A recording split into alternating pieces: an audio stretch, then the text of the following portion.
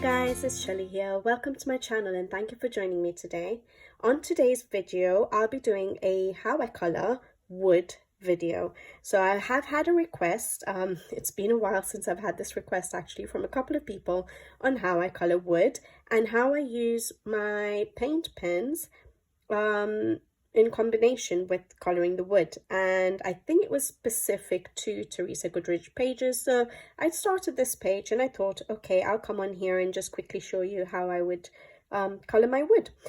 So this is Teresa Goodridge's Country Charm book, and this is the page I felt like coloring. I haven't done much, I've just done the sky and the hills in the background, and yeah, I thought I'll try and share with you guys my process of coloring wood.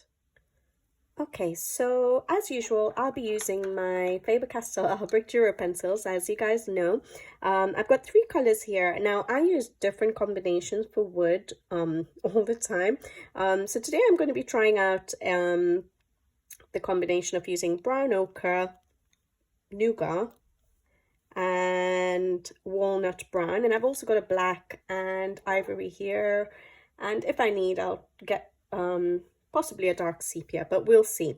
Hopefully these colors will do. So basically what you need is a light, a medium, and a dark tone. And then if you guys have watched my beginner series, you'll know that I tend to add a few more colors. So a little bit more darker colors for the shadow areas, and sometimes a highlight like my ivory. So, but 3 basic colors would be good enough.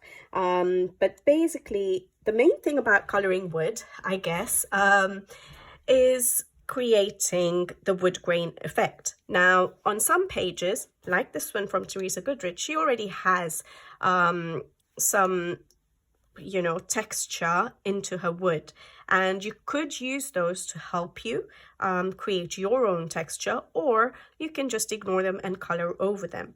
In certain books, you don't have any texture for the wood, and you can just create your own. Now, sometimes it is useful to have a reference picture, because there are different, you know, textures of wood that you can get, different grains of wood, and so you could always use a reference picture to help create a specific pattern of the texture or the grain of the wood.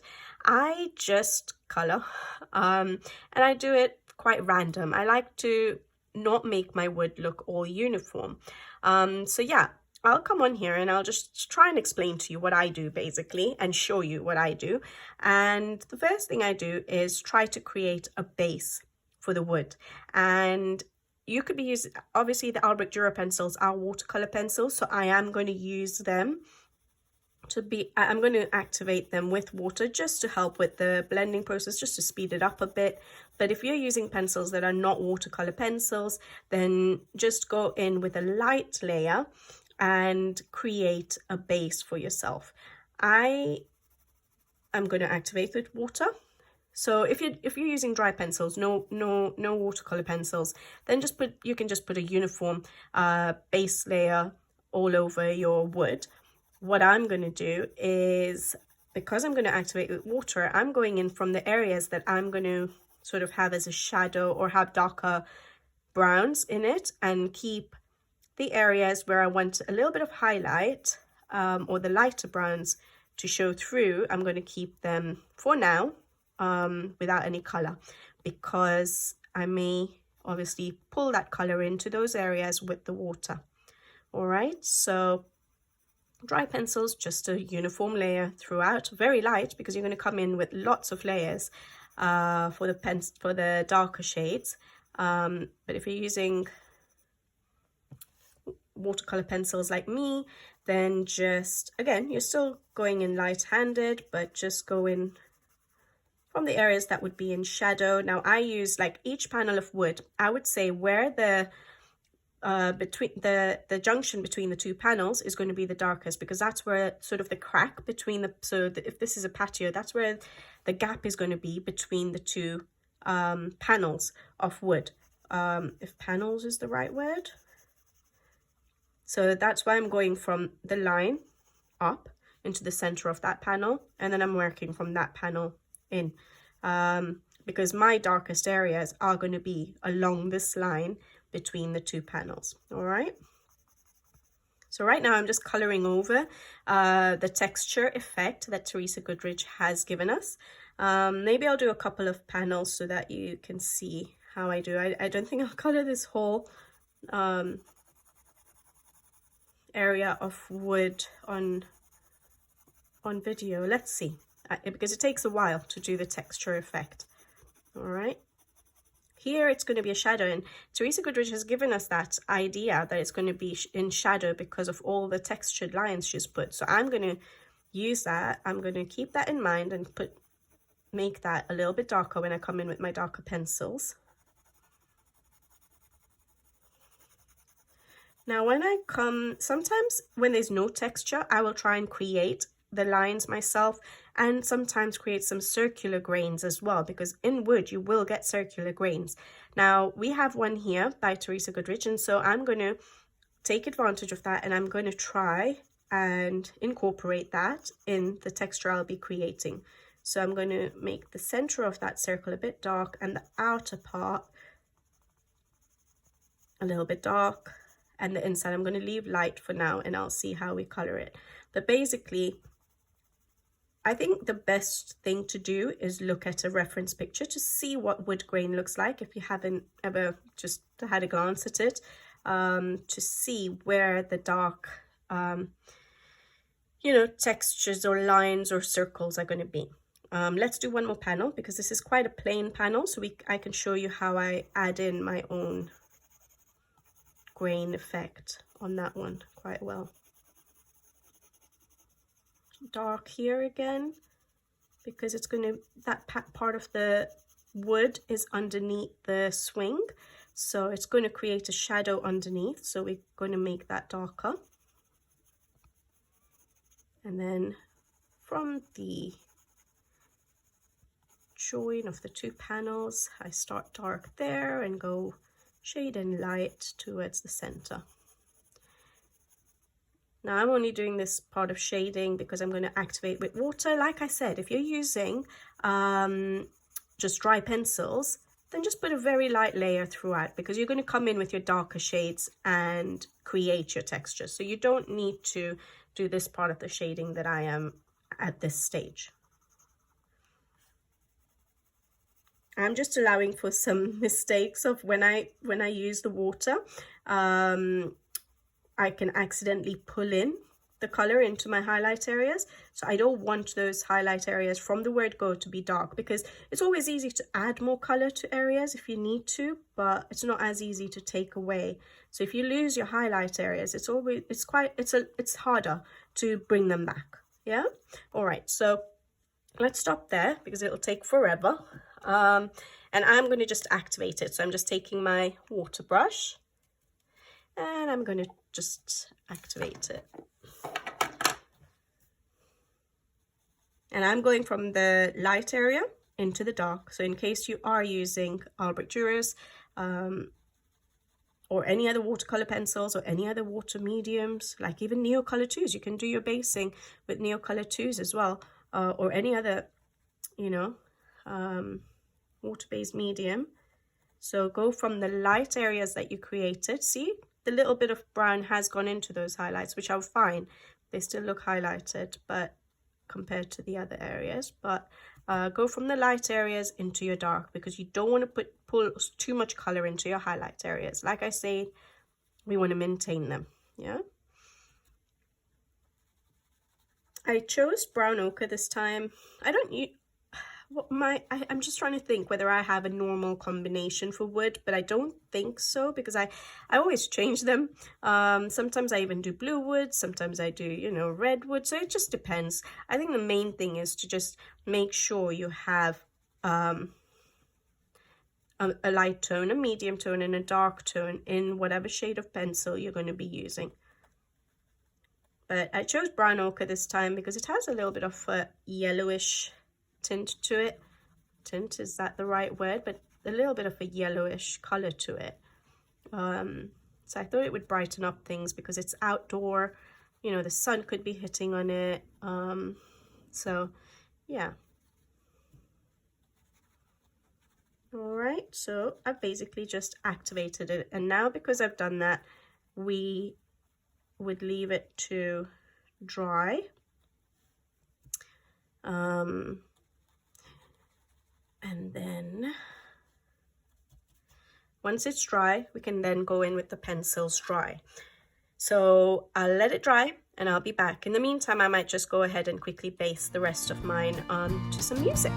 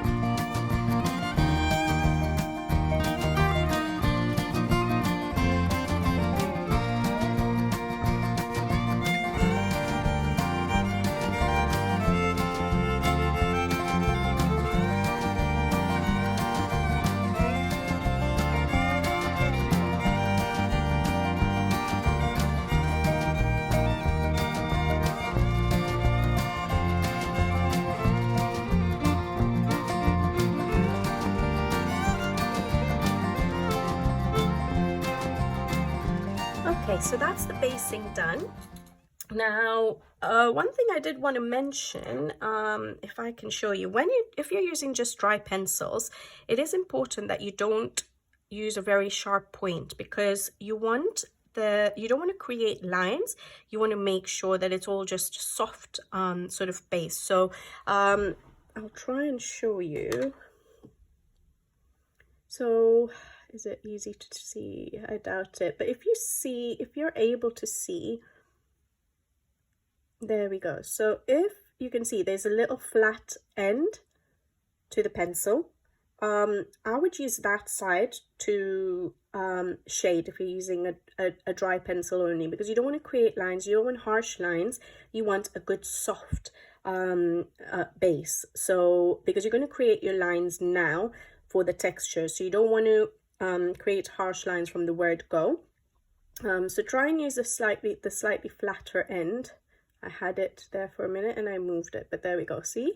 So not this part of the point, but the other side where there is where it's a bit flattened. Okay, if you're using the watercolor pencils, it doesn't matter because you're going to be blending it out. All right, now I'm going to start trying to create the textured effect.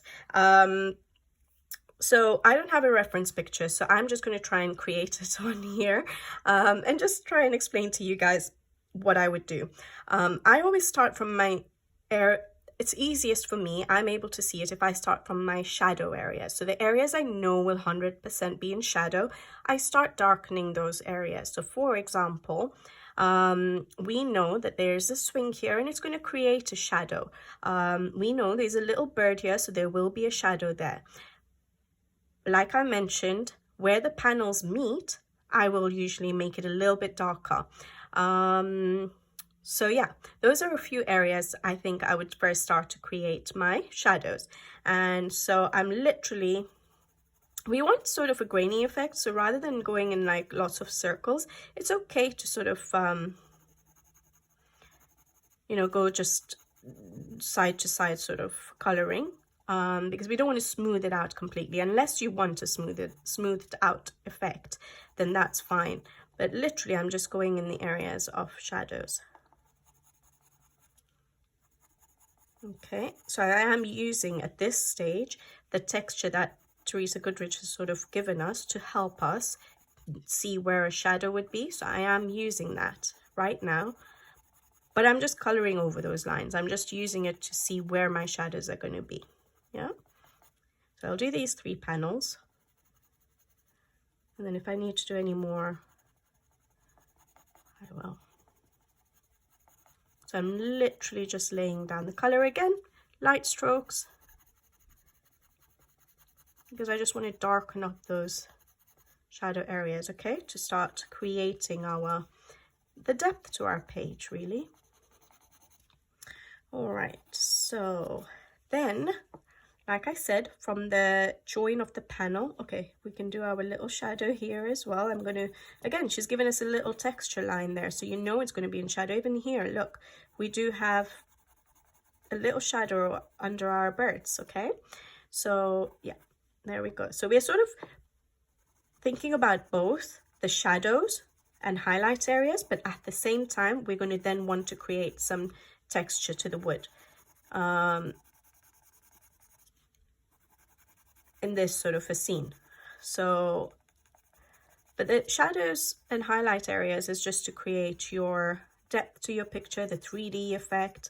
Obviously, you could just go ahead and do any your texture of wood, but not think about the shadows and highlights if you didn't want to. But like I said earlier, that's where I'm sort of working from my shadows into my highlight areas, just sort of giving a bit more of a dark tone. So I'm using the Nougat. Do I have my, I had these here, sorry guys. So this is the Nougat, so it's my mid-tone that I'm using. Okay, now I need to see, I think that's fine for that panel. We said we're going to make the center of this circular sort of texture that Teresa Goodrich has given us darker, and the outside of the circle. Okay, and again at the join, the part of the join is, that's what I do. I don't know if it's right or wrong, but once I come to darken up that join area, it sort of separates the panels and gives that 3D effect in my, when I do it. Don't know if it's right or wrong, but that's how I do it. So that's why I'm working from the join area.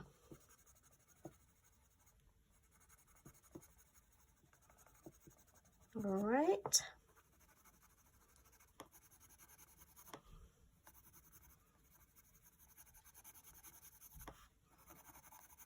So I've sort of marked out the areas that are going to be my shadow areas. There we go. Now, oh, sorry, here as well.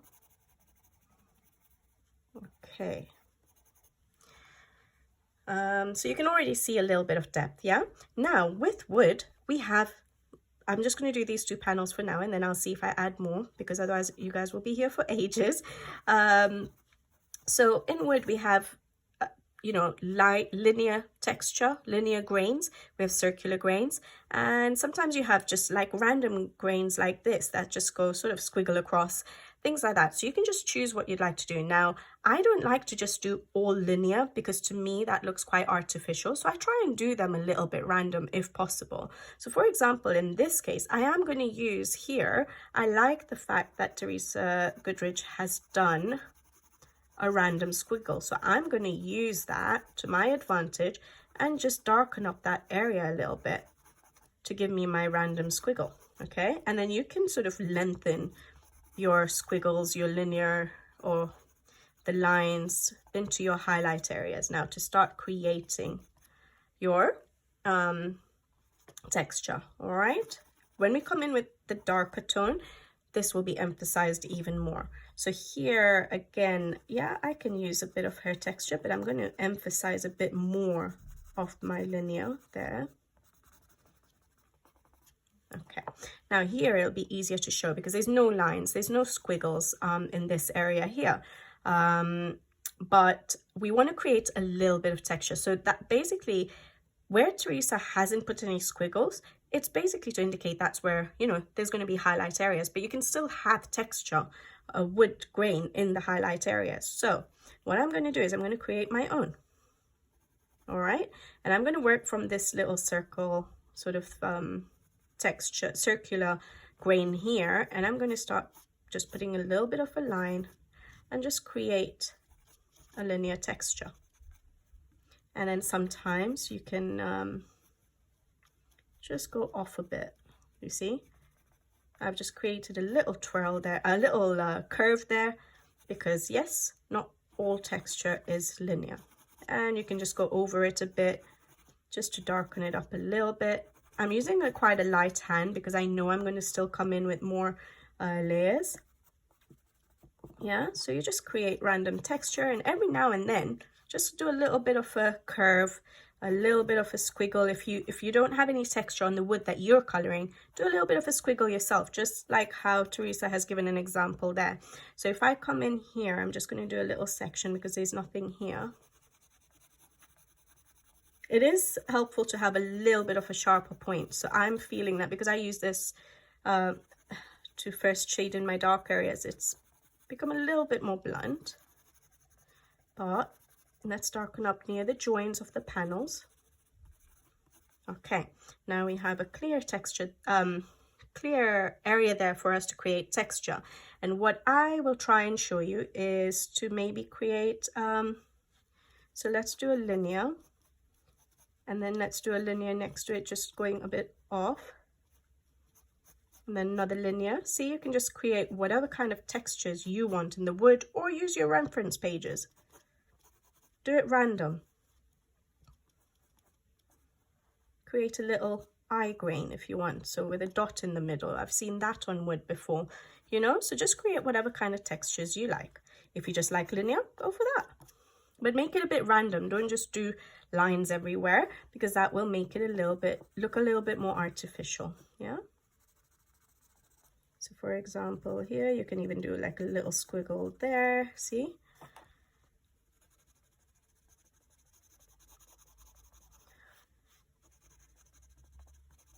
There we go. So that's basically how I would create texture. I would literally just take random sort of linear strokes, a little bit curved, some here and there sometimes. If there were no circular ones, sometimes I would create it myself, or you can create a little eye, green eye there, things like that. All right. And when we come in with our dark shade or dark tone, we will be able to emphasize that a little bit more. So let me maybe move on to my dark and not just mess around too much. It's really easy to just keep playing around with it, especially when you're coloring on your own. Like I just take my time. You guys know I'm a slow colorist, and I'll literally just take my time, and like as if there's no hurry, there's no issues in the world. Now I'm using my dark tone, okay, walnut brown, again going into my shadow areas, but instead of just creating shadow, you know, just like how we would normally do circular motions, right underneath the area which is creating a shadow, I'll do that, and then I will bring out strokes like that to sort of give more of a wood. You see, just pull it out a little bit. So we're going into our, you know, lighter areas of our wood, so we don't want to bring out the dark too much. We want to create the dark underneath the darkest area, the area that will be in the most shadow, and then just bring it out your dark tone a little bit, because that's what's going to emphasize your grain effect, unless you're going for a very light wood. Yeah, so here again along the join, I like to darken it, just literally along the join, so I'm not bringing it that much out into my panel anymore. On either side of the join, I like to darken it, and then where we know there is a shadow, so underneath the swing where the light is getting blocked from reaching our wood, is going to be dark. We can't really add much texture there because there's not much space, and then just sort of bring out, and then you can darken up some of these lines a little bit. Yeah, so do that.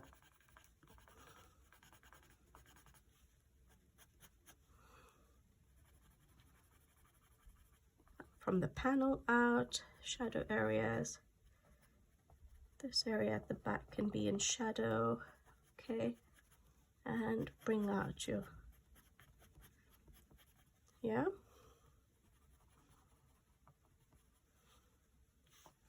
Now these were the squiggles that we did. So first I'll do from the join of the two panels, slightly darken up that area, darken up the other side of the join area, and now we did a little squiggle here, didn't we? There we go. You can emphasize that. I'm not going too much into my highlight areas yet, because I may want to come in with my mid-tone in those areas again, just to create a bit more texture. So we don't want to cover up with our dark tone too much. Yeah.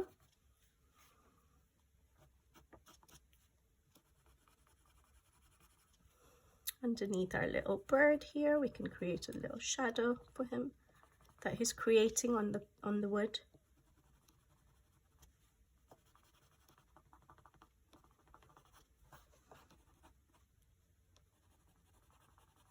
Hopefully this is making sense. So literally I sort of use, first I keep in mind where my highlights and my shadows are, as I normally do for any element on a page, and then I just sort of try and, you know, just create texture. So here we've done a little curve sort of thing, so I'm just darkening up that one a little bit, because we want to emphasize, we want to create that effect a bit more.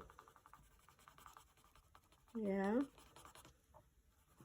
so I just go from my dark shadows to my light, make sure I maintain highlight areas, make sure I emphasize the shadow areas, and then I try to maintain the highlight areas, like I said, so that I can go back in with my mid-tone and create a bit more grain effect if I need to. So darkening up on either side of the joins. We did a little like squiggle here, didn't we?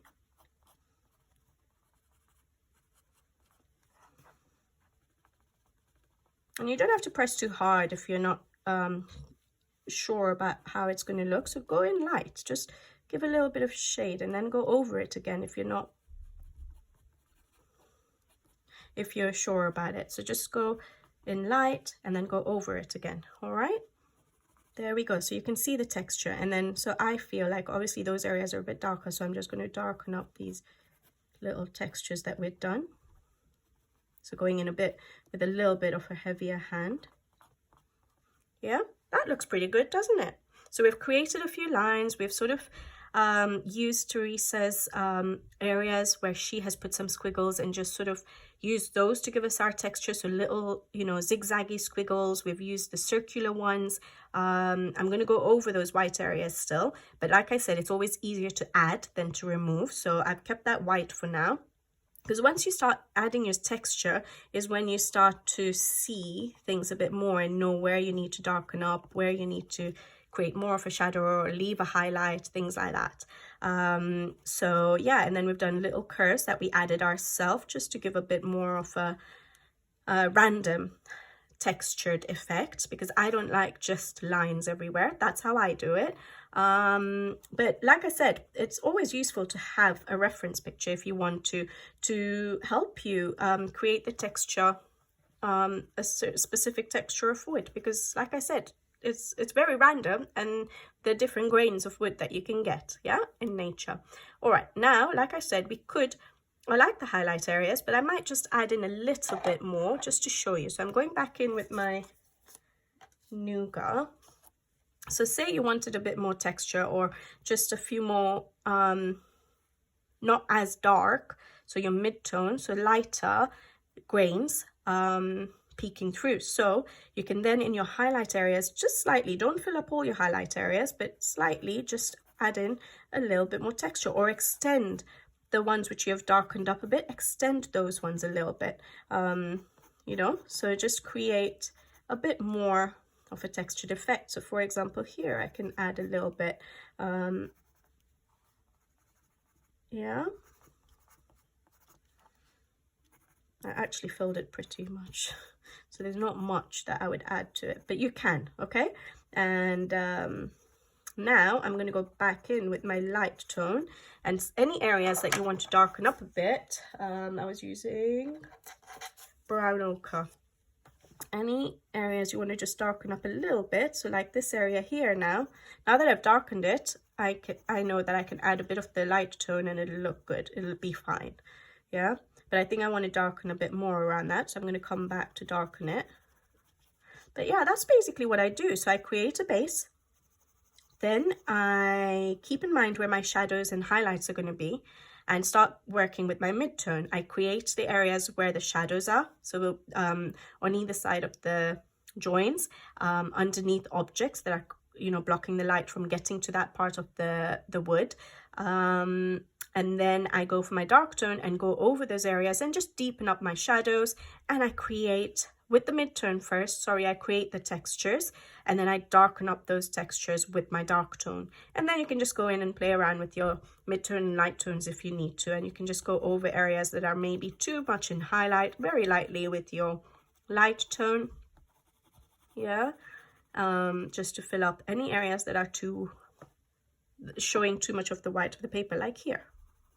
See, I hadn't brought in, there we go, yeah. Hopefully you can see that. And like I said, I just wanted to darken up around this. I'd also sometimes try and avoid the textured lines that the illustrator has put from showing through, but there we go, okay?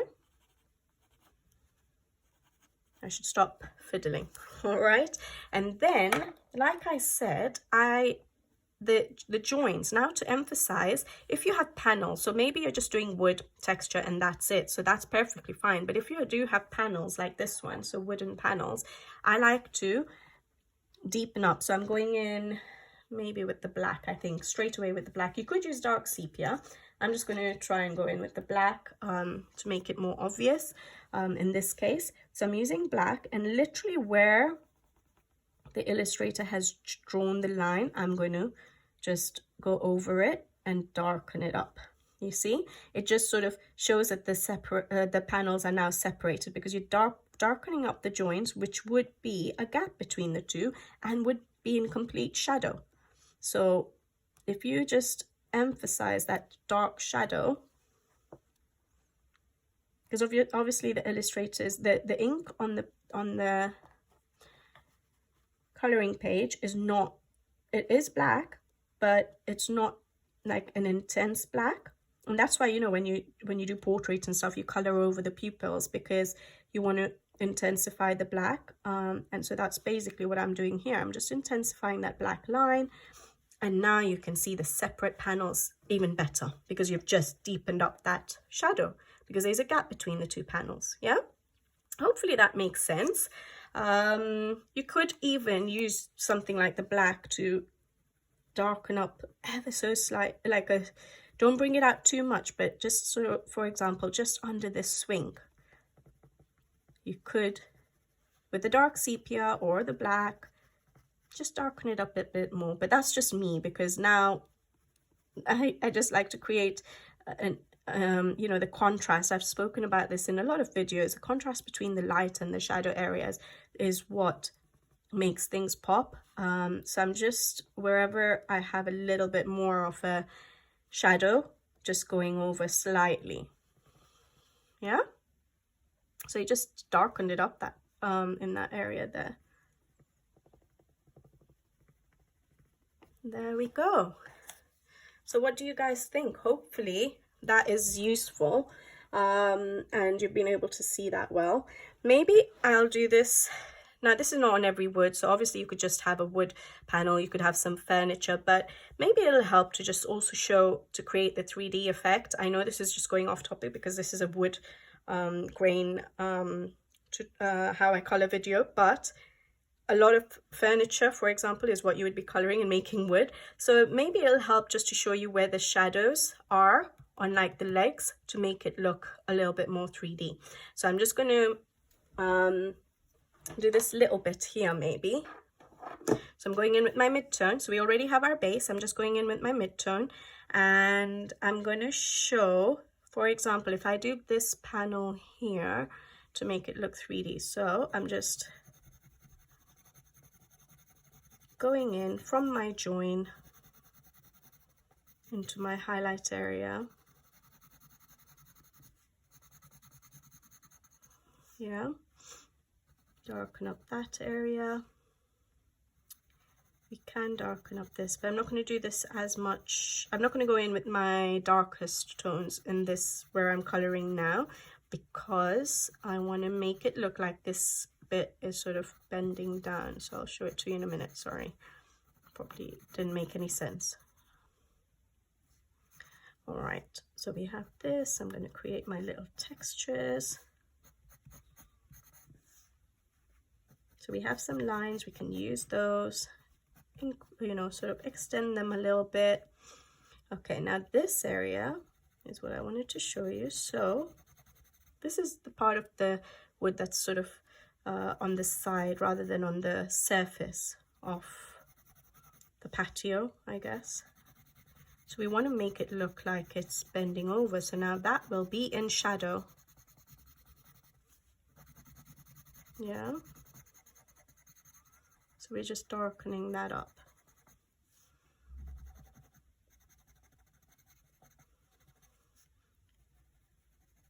Darkening up this area because it's sort of just trying to differentiate between the angles, basically, of the furniture. Hope that makes sense. But if how I'm explaining it doesn't make sense, hopefully just watching me, you know, put the shadow areas and highlight areas help. It is really hard to explain because I just do it. Like I said in a few videos, I just do things, and then to try and now put it into words, it's not the easiest, because I'm not an artist. I don't understand what I'm doing. I just know what looks right to me, maybe.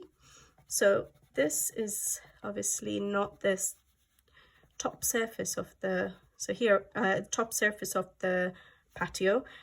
So we want to make it look like it's sort of not folding over, but you know what I mean. It's not the top surface anymore. So we want to differentiate that angle again. And I'm going from the join again, that way. So on this side, I would put my shadow here again to differentiate between the surface of the patio and the side. And from the join, will be a shadow up this area in this middle of that circular grain. Okay, now the legs, this area would be in complete shadow because it's first of all underneath the tabletop of the patio. So that area will be in shadow too. And then this area is completely away from the sun. So some sun may hit this area, but again, we want to differentiate the angle. So we darken up this area. And when I'm coloring or when I'm putting in my shadows on this part of the leg of the patio, I want to keep that area a little bit lighter. This area can be darker. There we go. All right. So hopefully just putting in the mid-tone, you can sort of see a bit more of a 3D effect to that platform, hopefully. So now I'm going to go in with my dark tone. Let me do the legs first. So I'm going in underneath the top tabletop, the patio top, and darkening up that area because it's definitely in shadow. You can already now see the 3D effect, can you not? So that is basically sitting under the patio top. Because there's no sun hitting it, that's why it would be in shadow, and you want to emphasize that that is underneath the surface there. Darken up this area to emphasize that it's angled away, and there we go. Darken up that and create your linear textures of wood. Yeah, hopefully that makes sense. And then on here again, to emphasize that angling away from the surface, complete surface to the side of the patio platform, adding in linear grains. There we go. Now that's in quite a bit of highlight, like this. You can see the whites of the paper, so I am going to go in with my light tone at the end and just put in some color there. But I didn't want to put in the color before because then it will be hard to emphasize this angle, change in angle of the patio. See, because we want to darken up this area. So hopefully you can see that it's a corner. Yeah, darkening up that area again, creating that difference from the surface to the side of the patio. And then putting in our textures. So I'm putting in some linear, put a squiggle if you want.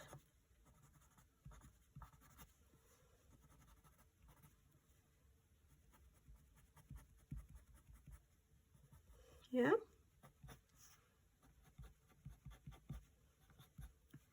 Again, too white, I will be going over that area. But it's easier to sort of do it at the end. Okay.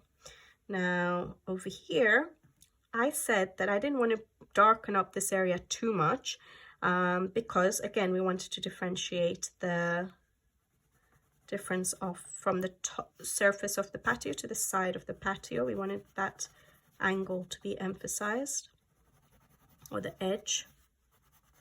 I don't think I've used the right words in this video, but hopefully you guys are getting an idea of what I'm trying to say. You can do long strokes, short strokes when you're doing your textures, you know, squiggles, curves. See, I just went straight there, did a squiggle, came that way. Yeah, all right. Now we don't want to darken up that area too much. All right, so now I'm going to go in very lightly with my lightest tone, which is the brown ochre. And just those areas which are in too much of a highlight or the whites of the paper are still showing, I'll just very lightly color over those areas. Yeah. Because even though it's in highlight, it's not going to be a white highlight. Yeah.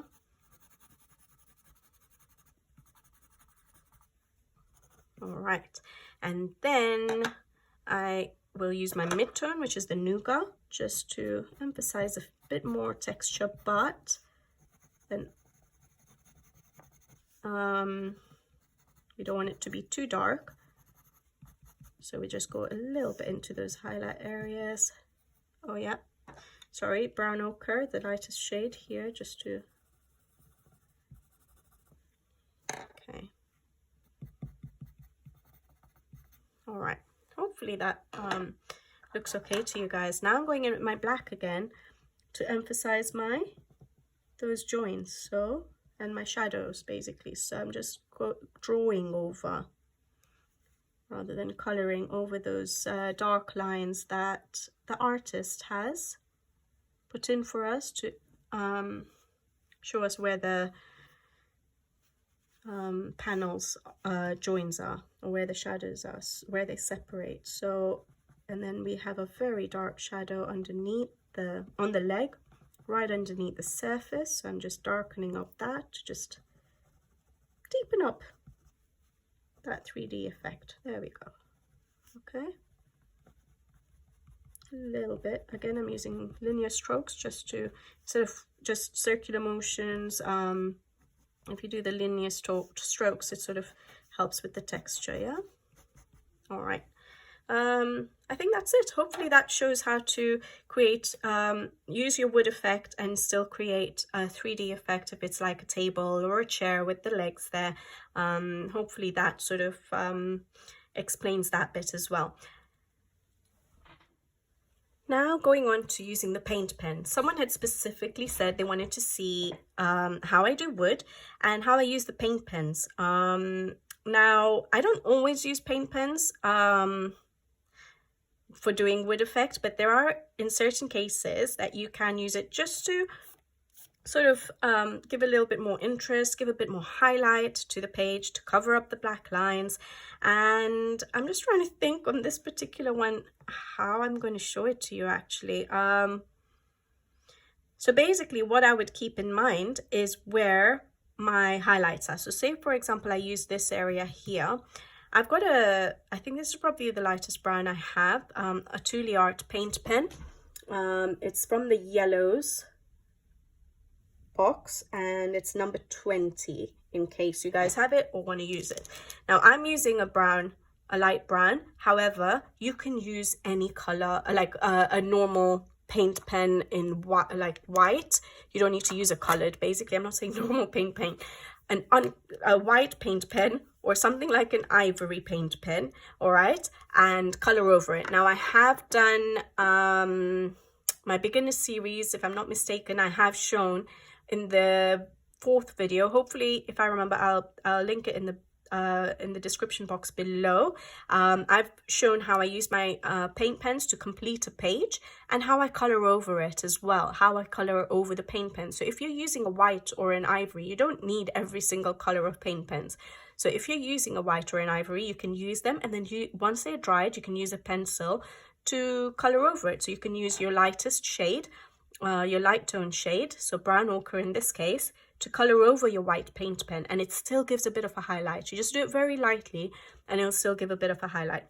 But I'm going to use my Tooli-art, and I have one in brown, and basically where I would use my highlights are areas where I've sort of kept in the highlight. So basically they're not shadow areas. So for example, in this case, I would just put it here. Yeah, and I don't cover up all the black lines. So say for example here, I don't think I would be bothered to just cover up the area there.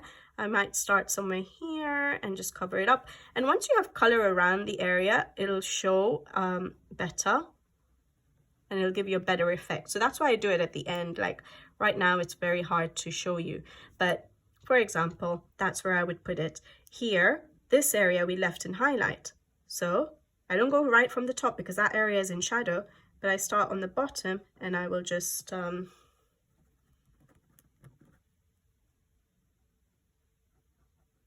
create the highlight area there, cover up the line there, cover up the line there. Yeah. In certain cases, if you've lost your highlights, you could always add in the texture with your paint pen. So for example, here I haven't yet colored it, but again, this area is going to be in highlight. So if I covered up that black line, later when I come to color the page, that will be in highlight, color that part, that will be in highlight.